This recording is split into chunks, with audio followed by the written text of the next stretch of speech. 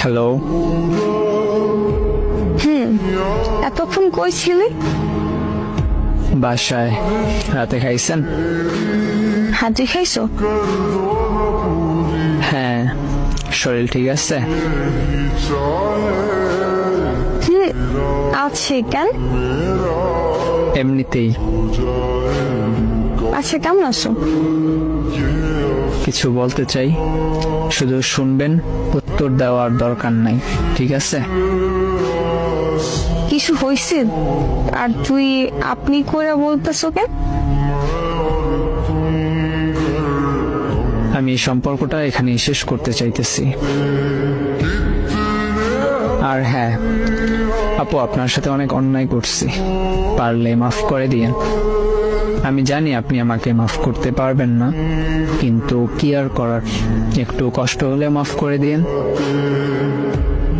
মানে কি মজা করতেছো? এইসব কি বলতেছো ইবু? প্লিজ এমন করিস না, প্লিজ। এই বল, শোন না ইবু।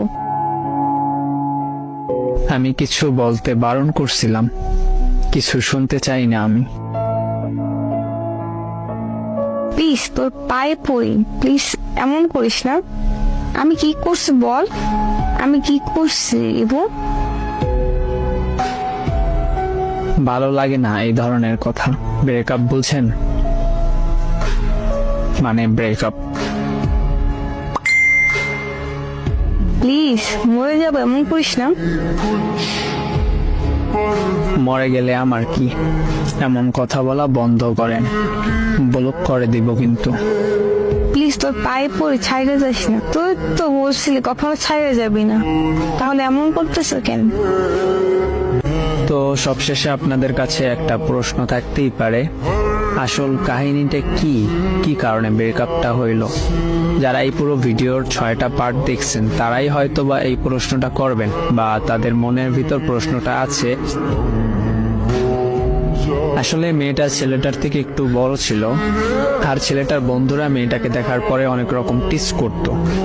ছেলেটার বন্ধুরা বলতো তোর সাথে আর মানায় না, এই ধরনের অনেক রকম টিস করত, যার কারণে ছেলেটা মেয়েটার থেকে দূরে সরে যায়।